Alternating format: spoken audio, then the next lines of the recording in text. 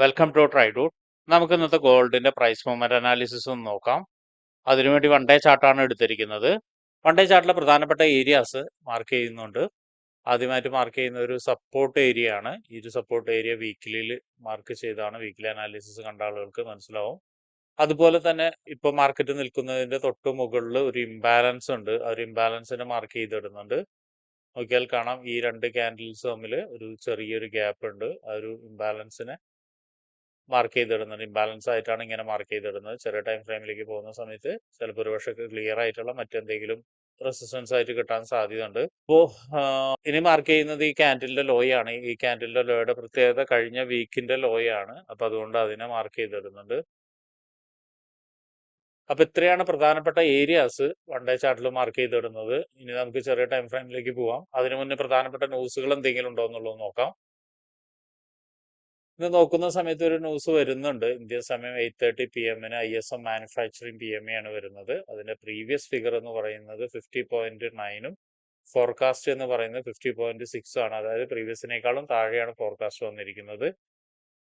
അതിന്റെ usual effect actual greater than forecast is good for currency എന്നാണ്. അതായത് ഫോർകാസ്റ്റിനേക്കാളും മുകളിലൊരു ഫിഗർ വന്നു കഴിഞ്ഞാൽ കറൻസിക്ക് ബെറ്റർ ആയിട്ടുള്ള ഒരു മൂവ്മെന്റ് ഉണ്ടാകും എന്നാണ് പറയുന്നത്. ഇവിടെ ശ്രദ്ധിക്കേണ്ട കാര്യം പ്രീവിയസിനേക്കാളും താഴെയാണ് ഫോർകാസ്റ്റ്. അപ്പോൾ ഫോർകാസ്റ്റിനേക്കാൾ ജസ്റ്റ് ഒരു ഫിഗർ മുകളിൽ വന്നാൽ പോരാ, പ്രീവിയസിന്റെ അടുത്തോ അല്ലെങ്കിൽ പ്രീവിയസിന്റെ മുകളിലോ വന്നാലാണ് കറൻസിക്ക് നല്ലൊരു മൂവ്മെന്റ് കിട്ടാൻ സാധ്യത.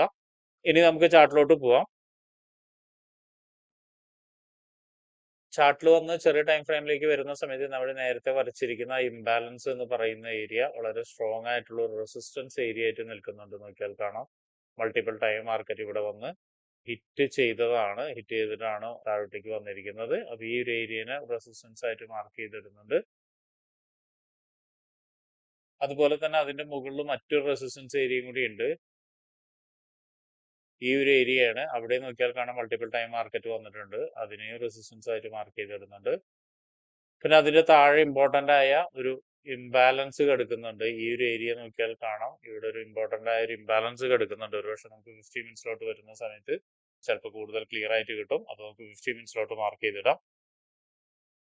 ഇനി വീണ്ടും താഴോട്ടേക്ക് വരുന്ന സമയത്ത് നമ്മൾ നേരത്തെ മാർക്ക് ചെയ്ത ഏരിയ, ഈ ഒരു ഏരിയയുടെ പ്രത്യേകത എന്ന് വെച്ചിട്ടുണ്ടെങ്കിൽ നല്ലൊരു ഡീപ്പ് പുൾ ബാക്ക് വന്നിട്ട് മുകളിലോട്ട് കയറി പോയതാണ്. അപ്പൊ ഈ ഒരു ഏരിയയിൽ ഇനി നമ്മൾ സപ്പോർട്ടായിട്ട് മാർക്ക് ചെയ്തിടുന്നുണ്ട്.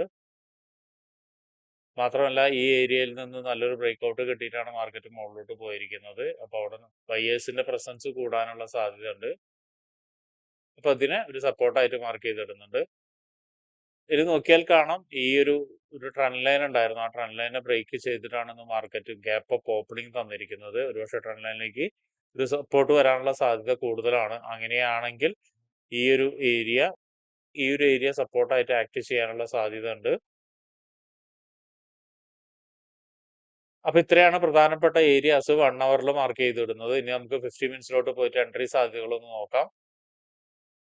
50 മിനിറ്റ്സിലോട്ട് പോയി നോക്കുകയാണെങ്കിൽ മാർക്കറ്റ് വളരെ ഒരു കൺഫ്യൂസ്ഡ് ആയുള്ള ഒരു മൂവ്മെന്റ് ആണ് തന്നുകൊണ്ടിരിക്കുന്നത്. വളരെ സ്ട്രോങ് ആയിട്ടുള്ള റിയാക്ഷൻ താഴ്ത്തുന്നുണ്ട്, അതുപോലെ മുകളിലും ഉണ്ട്. എന്നിരുന്നാലും ഈ താഴോട്ടേക്ക് വന്നൊരു ഗ്യാപ്പ് ഫില്ല് ചെയ്യാനുള്ള സാധ്യത വളരെ കൂടുതലാണ്. അങ്ങനെ വരികയാണെങ്കിൽ നേരത്തെ പറഞ്ഞ പോലെ തന്നെ ഈ ഒരു സപ്പോർട്ട് ഏരിയയിലേക്ക് എത്താനുള്ള സാധ്യത കൂടുന്നുണ്ട്. ഇവിടെ ഒരു ഗ്യാപ്പ് ഫില്ല് ചെയ്യുന്നതോടൊപ്പം തന്നെ റീടെസ്റ്റ് ചെയ്യാത്ത ഏരിയയും കൂടി ഉണ്ട്. അപ്പൊ അതൊന്ന് നോട്ട് ചെയ്ത് വെക്കുക. ഇപ്പൊ വരച്ചതാണ് ഒരു ഏരിയ. 50 മിനിറ്റ്സിൽ എൻട്രി സാധ്യത എന്ന് പറയുന്നത് രണ്ട് വിധത്തിലാണ്. ഒന്ന് ഈ ട്രെൻഡ് ലൈനിലേക്ക് വരുന്ന സമയത്ത് നമുക്കൊരു ബൈ എൻട്രി കിട്ടും. പക്ഷെ ഇവിടെ വരുന്ന സമയത്ത് ശ്രദ്ധിക്കേണ്ട ഒരു കാര്യം, ട്രെൻഡ് ലൈനിൽ നിന്ന് നല്ലൊരു ക്യാൻഡിൽ കൺഫർമേഷൻ ഡെഫിനറ്റ്ലി എടുക്കണം. അല്ലാത്ത പക്ഷം കുറച്ചും കൂടി മാർക്കറ്റ് താഴോട്ടേക്ക് ഇറങ്ങി വരാനുള്ള സാധ്യത കാണുന്നുണ്ട്. കാരണം വീക്കിലി ലോയാണ് ഈ കാണുന്നത്. ഒരുപക്ഷെ താഴോട്ടേക്ക് ഇറങ്ങി വന്നതിന് ശേഷം വീക്കിലി ലോയിനെ ബ്രേക്ക് ചെയ്തിട്ടായിരിക്കും വീണ്ടും മുകളിലോട്ട് പോവുക. അപ്പൊ അതുകൊണ്ട് ഒന്ന് ശ്രദ്ധിക്കുന്നത് നന്നായിരിക്കും. ഇവിടെ തന്നെ മറ്റൊരു സപ്പോർട്ട് ഏരിയയും കൂടി ഉണ്ട്. ഇവിടെ ഇതും ഒന്ന് ശ്രദ്ധിക്കുന്നത് നന്നായിരിക്കും. അപ്പൊ ഇവിടെ വന്നതിന് ശേഷം കൺഫർമേഷൻ കിട്ടണം. കൺഫർമേഷൻ എന്ന് വെച്ചാൽ നല്ലൊരു ക്യാൻഡിൽ കൺഫർമേഷനോ അല്ലെങ്കിൽ റിവേഴ്സൽ കൺഫർമേഷനോ കിട്ടിയാൽ മാത്രം ട്രേഡ് എടുക്കുക. അങ്ങനെയാണെങ്കിൽ ഈ റെസിസ്റ്റൻസ് ഏരിയ വരെ നമുക്കൊരു ടാർഗറ്റ് കിട്ടാവുന്നതാണ്. ഇനി ആ റെസിസ്റ്റൻസ് ഏരിയയിലേക്ക് എത്തിയതിനു ശേഷം മാർക്കറ്റ് നല്ലൊരു രീതിയിലൊന്ന് നല്ലൊരു റിയാക്ഷൻ കാണിക്കുന്നുണ്ടെങ്കിൽ നമുക്ക് അവിടെ നിന്ന് അടുത്തൊരു സെൽ എൻട്രി കിട്ടും. ആ ഒരു സെൽ എൻട്രി എന്ന് പറയുന്നത് നല്ല സ്ട്രോങ് ആയിട്ടുള്ള ഒരു കാൻഡിൽ കൺഫർമേഷൻ ആണ് കിട്ടുന്നതെങ്കിൽ ഏറെക്കുറെ ഈ ലോയിനെ ബ്രേക്ക് ചെയ്യാനുള്ള സാധ്യത ഉണ്ട്.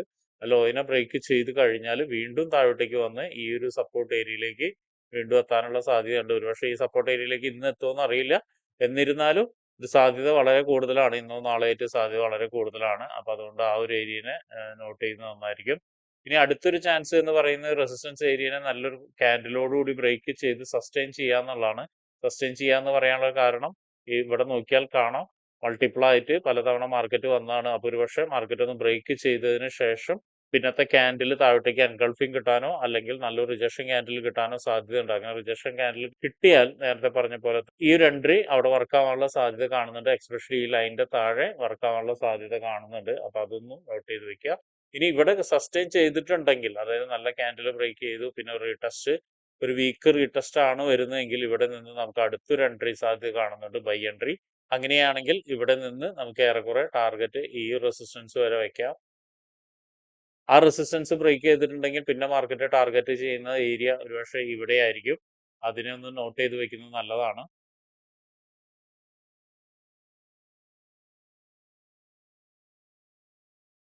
അതുപോലെ തന്നെ മറ്റൊരു കാര്യം, ഇപ്പൊ നിൽക്കുന്ന ഏരിയയിൽ നിന്ന് ട്രെൻഡ് ലൈൻ ബ്രേക്ക് ചെയ്ത് ഈ ഒരു വീക്ക്ലി ലോയുടെ താഴെ നല്ല സ്ട്രോങ് ആയിട്ടുള്ള ക്യാൻഡിൽ ബ്രേക്ക് ചെയ്തിട്ട് ഒരു വീക്ക് റീടെസ്റ്റ് വരികയാണെങ്കിൽ നമുക്ക് ഇവിടെ നിന്ന് വീണ്ടും ഒരു സെൽ എൻട്രി സാധ്യതയുണ്ട്. നേരത്തെ പറഞ്ഞ ആ ഒരു ഏരിയയിലേക്കായിരിക്കും സെൽ എൻട്രി വരിക, അതായത് ഏറെക്കുറെ ഇവിടേക്കായിരിക്കും വരിക. അതൊന്ന് നോട്ട് ചെയ്യണം. അപ്പൊ ടോട്ടൽ 4 എൻട്രി സാധ്യതകൾ പറഞ്ഞിട്ടുണ്ട്. മാർക്കറ്റ് അവിടെ എത്തുന്ന സമയത്ത് എങ്ങനെയാണ് ബിഹേവ് ചെയ്യുന്നത് എന്നുള്ളത് നോക്കിയതിനു ശേഷം ട്രേഡ് എടുക്കാൻ ശ്രമിക്കുക. ട്രേഡ് എടുക്കുന്ന ആളുകൾ കൃത്യമായി സ്റ്റോപ്പ് ലോസ് കീപ്പ് ചെയ്തിട്ട് മാത്രം ട്രേഡ് എടുക്കാൻ നോക്കുക.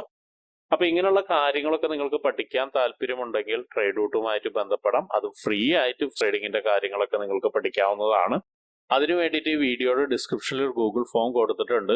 ആ ഗൂഗിൾ ഫോം കൃത്യമായി വായിച്ച് അതിലുള്ള കണ്ടീഷൻസ് ഒക്കെ ഓക്കെ ആണെങ്കിൽ മാത്രം ഫിൽ ചെയ്യുക. അതോടൊപ്പം തന്നെ ഡിസ്ക്രിപ്ഷനിലുള്ള വാട്സപ്പ് ചാനലിൽ നിങ്ങൾക്ക് ജോയിൻ ചെയ്യാവുന്നതാണ്. അവിടെ ട്രേഡ് റൂട്ടിന്റെ അപ്ഡേറ്റ്സ് ലഭിക്കുന്നതാണ്. അപ്പൊ എല്ലാവർക്കും ഇന്നൊരു പ്രോഫിറ്റബിൾ ഡേ ആവട്ടെ എന്ന് ആശംസിക്കുന്നു.